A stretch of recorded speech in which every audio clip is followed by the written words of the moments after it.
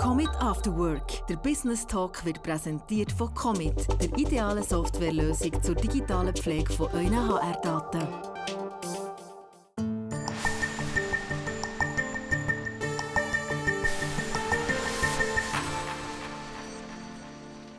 Elle importe et distribue certains des vins les plus prestigieux et les plus rares du monde.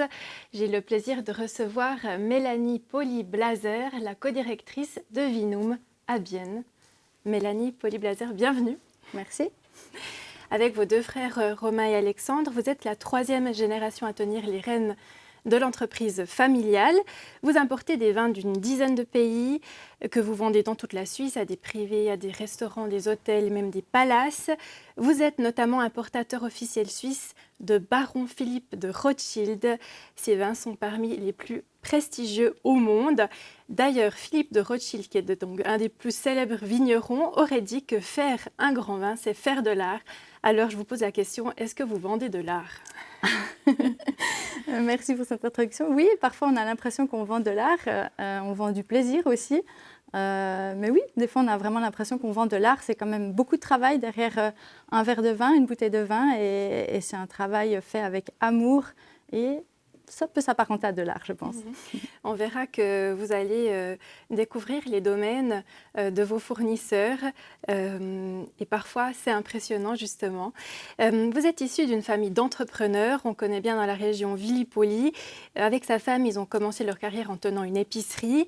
On raconte qu'en vacances, il aurait rencontré quelqu'un de la maison Rothschild justement, avec qui il a fait un pari. Lequel ? Oui, voilà, c'est l'anecdote de la piscine. Il aurait parié donc d'importer les vins de la famille Rothschild en Suisse et de les distribuer dans toute la Suisse. Ce qu'il a fait et ça reste toujours maintenant l'ADN de notre entreprise. L'anecdote de la piscine. Voilà, on l'appelle comme ça à l'interne.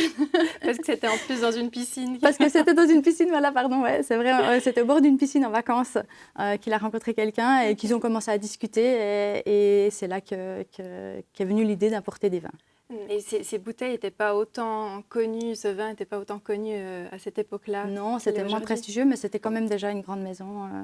Voilà, c'était déjà assez connu. Et puis, vous me disiez en préparant cette interview que quand le vin de ces vins de cette maison Rothschild a dépassé les 100 francs la bouteille, là, vous êtes dit, plus personne va les acheter, quoi. Oui, c'est juste, c'est mon père qui s'est dit ça. Quand il a vu que le prix dépassait 100 francs la bouteille, il s'est dit, je vais appeler la baronne, qui connaissait un petit peu. C'est pas possible, on va plus pouvoir vendre une bouteille. Et maintenant, c'est bien plus cher encore et on en vend quand même. Ce grand-papa, donc, il va fonder l'entreprise en 74. Votre papa Thierry est avocat à l'époque, mais il passe son temps libre sur les routes du vin. Et puis, petite déjà, vous étiez fascinée par ce qu'il vous racontait de ses aventures. Oui, c'est vrai. Mon papa nous a bercé d'histoires qui vivaient à travers ses voyages pour aller visiter les domaines. Il nous a bercé d'histoires avec la famille Rothschild, qui est quand même, voilà, c'est une famille importante en France. Ils permettent de vivre certaines choses quand on travaille avec eux. On a été bercés par ces histoires qui nous faisaient rêver quand on était enfant, il faut le dire. Et il y avait d'ailleurs une anecdote, malheureusement vous n'avez pas retrouvé la photo. Qu'est-ce qu'on voit sur cette photo? Oui, c'est vrai que mon père avait une relation assez privilégiée avec la baronne Philippine de Rothschild, ce qui est assez rare parce que c'est très protocolé quand on rencontre la famille.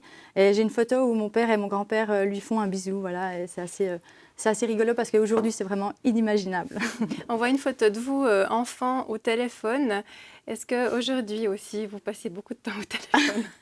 Alors, dans le cadre de mon travail, je passe beaucoup de temps au téléphone. Mes amis rigoleraient de m'entendre parce que j'aime pas téléphoner dans la vie privée, mais dans le cadre de mon travail, oui, je passe beaucoup de temps au téléphone encore. Voilà. Alors, justement, vous travaillez avec vos deux frères. Vous avez une quarantaine de collaborateurs et collaboratrices. De quoi vous occupez-vous en particulier? Alors, moi, je fais plus la partie vente aux professionnels, donc à la gastronomie, hôtel, restaurant. Ça, c'est une partie que je fais moi. Mon frère Romain fait plus les privés, avec aussi mon père qui travaille encore avec nous. Et puis, je fais aussi plus, on a l'habitude de dire que je fais plus les humains dans ce qui est interne, donc la partie RH. Et mon frère fait plus les machines avec la partie informatique. Voilà. Travaillez avec ses deux frères, vous êtes l'aîné. On peut imaginer qu'il y a certaines dynamiques familiales qui se retrouvent aussi au sein de la direction. Tout à fait, c'est vrai, oui. Alors, on me pose toujours la question comment c'est de travailler avec mes frères. Moi, je trouve que c'est une grande chance. Il y a mon père aussi qui est là, on est encore les quatre, on s'entend très bien. Il y a un grand respect. entre nous une grande confiance aussi, et ça c'est une chance, je pense, assez particulière d'avoir autant de confiance en ses partenaires, qui sont en l'occurrence mes frères.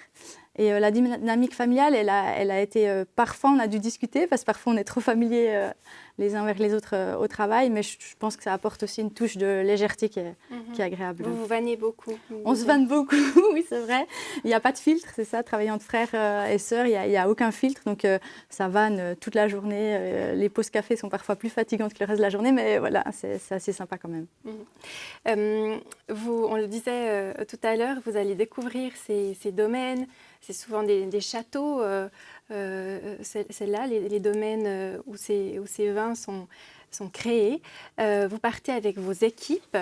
On va voir une photo justement d'un de ces voyages. Vous partez régulièrement avec vos équipes. Cette photo, vous êtes où là? Oui, là on est devant Cheval Blanc, qui est un des vins les plus prestigieux au monde. On a eu la chance de pouvoir faire une tournée pour déguster les vins en primeur en avril. C'est des vins qui ne sont pas encore mis en bouteille.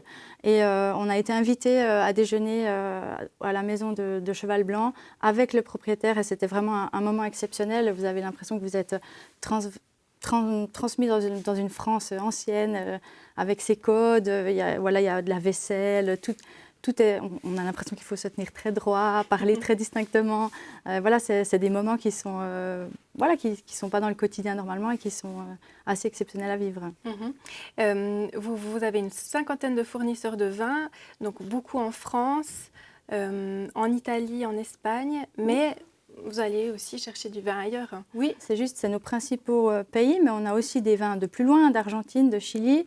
On a maintenant des vins tchèques, par exemple, aussi. On a quelques vins allemands. Voilà, on se diversifie un petit peu. Mais la France, l'Italie et l'Espagne restent nos 3 principaux pays. Alors justement, du vin tchèque, c'est nouveau. C'est des nouveaux pays comme ça qui... Voilà, c'est des pays qui émergent. On a beaucoup de demandes pour qu'ils soient représentés chez nous. Là, ils étaient au Palace Hackstad. On a fait des liens.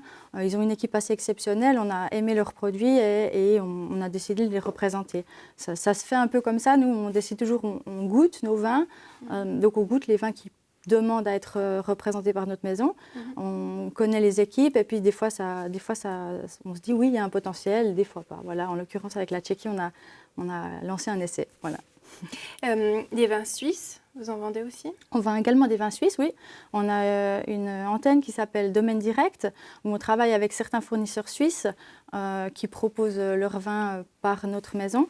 Voilà, je dis toujours, c'est pas notre cœur de domaine parce qu'on est parfois l'intermédiaire de trop dans les vins suisses. Les Suisses ont l'habitude d'aller chercher leur vin chez le vigneron qu'ils connaissent souvent parce que c'est très local. Mais ça permet quand même de proposer, voilà, on a des vins des Grisons qu'on peut proposer à des gens qui habitent à Genève et je trouve ça intéressant, vice-versa aussi. Donc voilà, on offre une plateforme pour les vins suisses aussi. Et une fois qu'on a un contrat avec un nouveau fournisseur ou un fournisseur, il faut pouvoir vendre ces vins. Là, vous avez quand même un peu la pression. Là, on a la pression, oui. Donc nous, on a un peu des fois la double pression. On a la pression parce qu'il faut trouver des clients, il faut vendre nos vins. Et on a la pression des fournisseurs avec qui on conclut des partenariats, parfois des exclusivités. Mais l'exclusivité implique aussi beaucoup de pression parce que c'est sûr, eux, ils comptent sur nous pour les représenter, pour vendre leurs vins. Et c'est vrai que parfois, on se sent mis sous pression des deux côtés. On n'est en fait jamais le client. Surtout dans le monde du vin, le distributeur n'est pas réellement un client par rapport au fournisseur. Plutôt un partenaire de travail, mais un partenaire avec parfois beaucoup de pression. Vos stocks comptent 1 million de bouteilles à peu près. Oui. Ça pose quoi comme défi? Oui, ça pose beaucoup de défis logistiques. On a une équipe de logisticiens qui est très petite, qui fait un très bon travail. On a un chef de cave qui est assez exceptionnel, qui fait un très bon travail. Et ça pose des défis énormes de sécurité aussi, de place. On a parfois des problèmes de place. Si on ne vend pas assez, on est confronté un petit peu à où on va mettre le vin. C'est toujours une crainte qu'on a. Et puis les vins doivent garder leur goût, Tout à fait, j'allais dire. Alors on doit avoir on garantit aussi à nos clients que les vins soient stockés de manière vraiment optimale. Pour ça, on a refait d'ailleurs assez récemment tout le système de climatisation avec l'énergie solaire. Et ça, c'est quelque chose auquel on porte une grande attention. Ça nous arrive que des vins ne soient plus bons. Là, on a des garanties, on rembourse, on change le vin parce que on aimerait vraiment que nos clients aient la satisfaction. totale. Et chacune des bouteilles, vous les avez goûtées. En tout cas, chaque type de vin. Chaque type de vin a été goûté, voilà. J'ai pas le pire métier du monde. Là, on voit justement un vin que vous vendez. C'est un vin Château Mouton Rothschild, encore une fois, qui est déjà pas mal cher. Oui.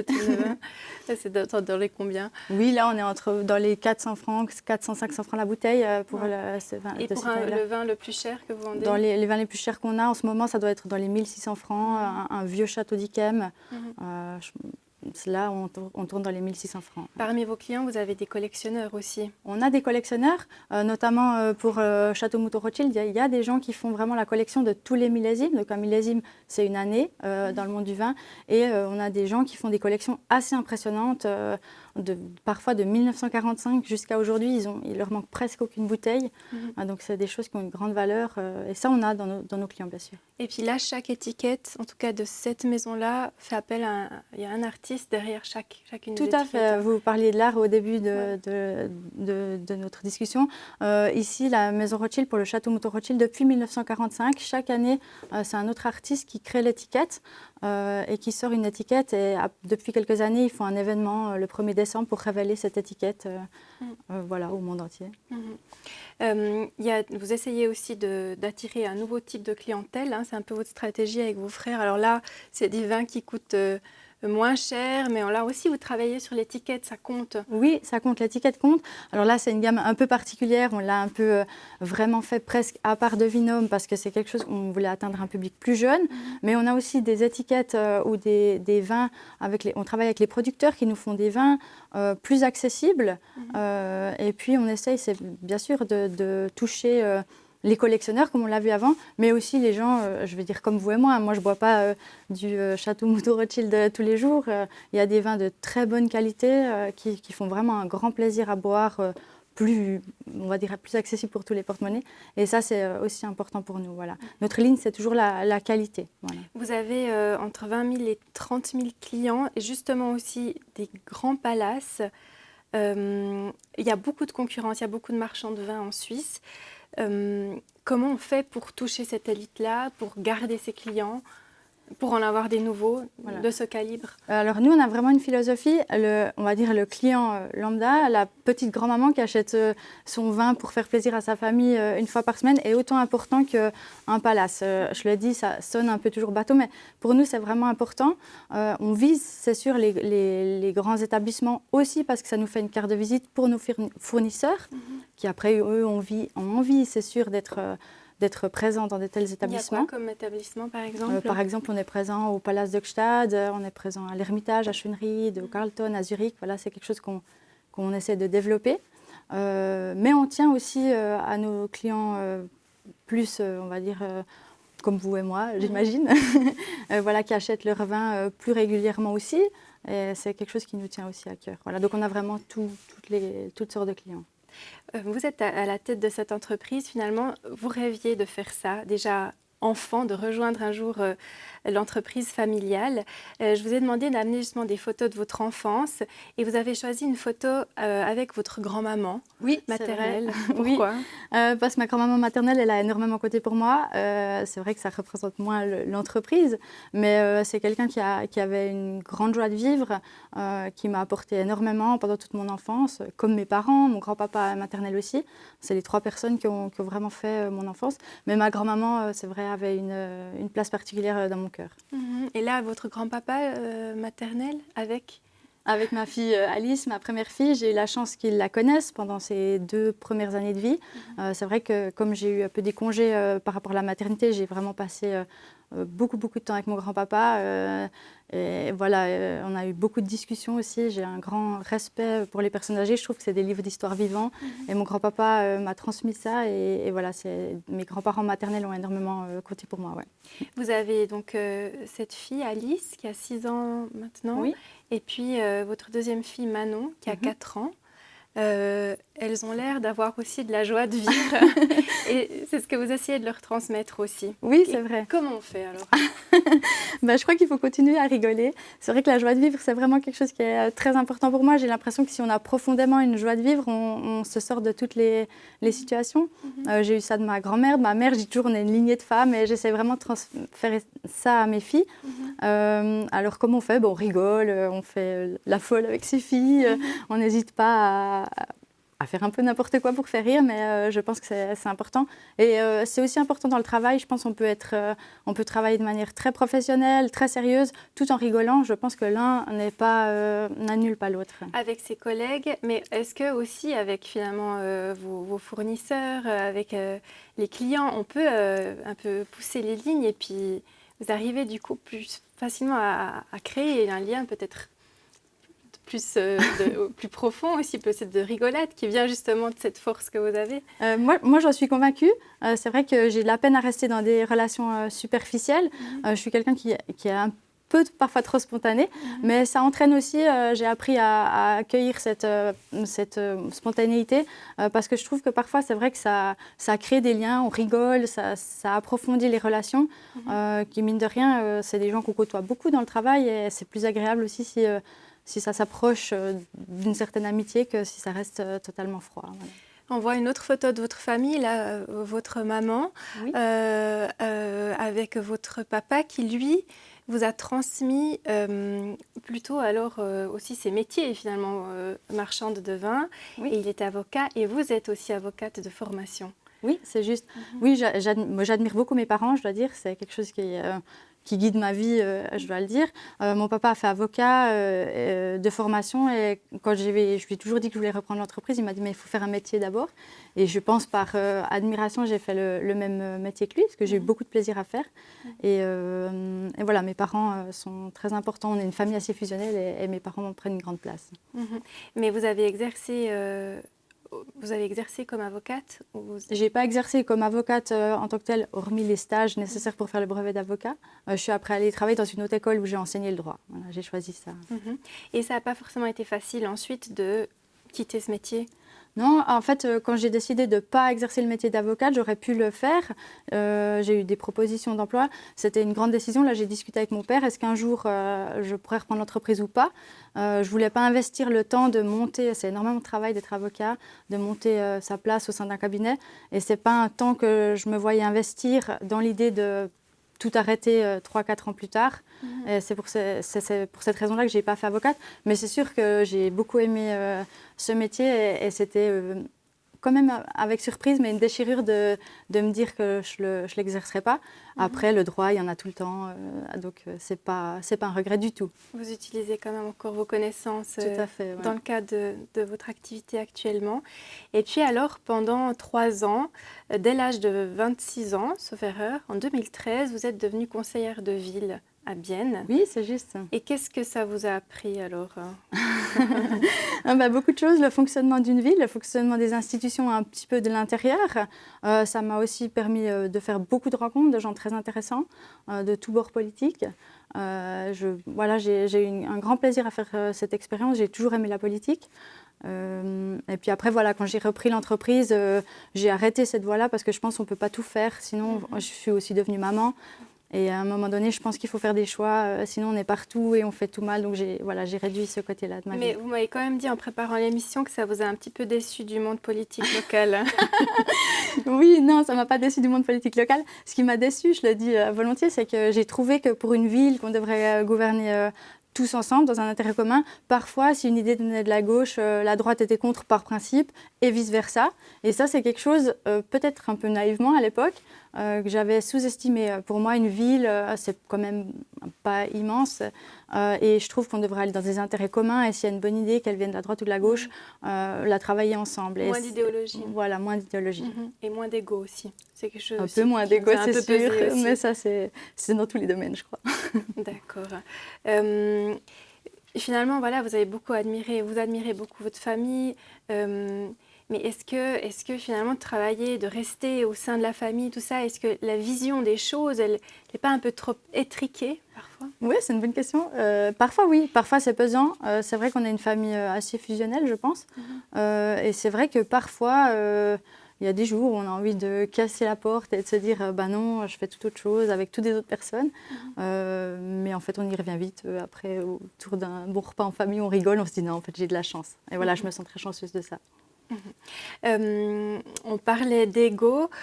Pour tester un vin, il faut aussi laisser de côté son ego, dans le sens où vous disiez que parfois on sacralise trop aussi le monde du vin. Oui. C'est très prestigieux, on a l'impression que c'est élitiste et que en fait vous essayez de désacraliser ça. Oui, c'est vrai, je fais beaucoup de dégustations et souvent les gens ou dans les foires me disent « Ah, mais moi je ne sais pas, j'y connais rien ». Or, vraiment, j'ai cette conviction, il n'y a pas besoin de connaître, c'est du goût, tout le monde a du goût. Tout le monde a un odorat, ou presque, mais je veux dire, on peut ressentir quelque chose et vous n'avez pas besoin d'avoir fait 1 minute d'école d'œnologie pour ressentir quelque chose en buvant du vin ou en percevant un parfum qui en ressort. Donc pour moi, c'est vraiment quelque chose, je trouve qu'il faudrait oser dire son avis. Il n'y a pas de juste, il n'y a pas de faux, c'est du goût, voilà.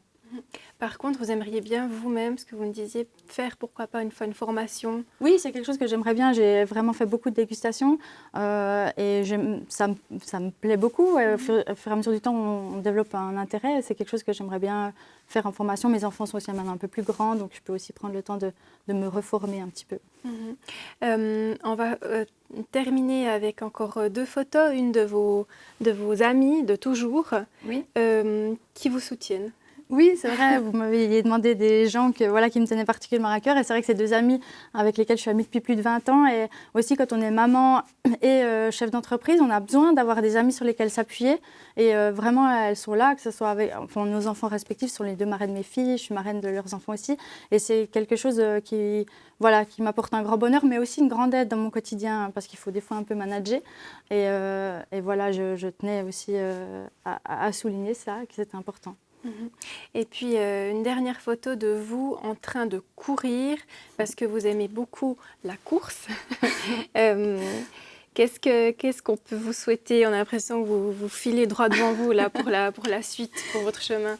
Ben voilà, ouais, je rêverais de faire un marathon, donc voilà, de faire un marathon en course et puis aussi de faire un marathon dans le succès de l'entreprise avec mes frères, que ça perdure, la bonne entente, avec mon père aussi et qu'on développe l'entreprise de manière fière en tant que 3e génération. Voilà, c'est une pression d'être la 3e génération et qu'on y arrive. Voilà. C'est une pression. Oui, c'est quand même une pression, ouais. Mais une pression agréable, mais une pression, oui. Merci beaucoup en tout cas pour cet entretien et cette introduction dans ce monde du vin. Merci et bon vent à vous. Merci. Merci beaucoup à vous de nous avoir suivis et belle suite de programmes sur Télé Bilingue.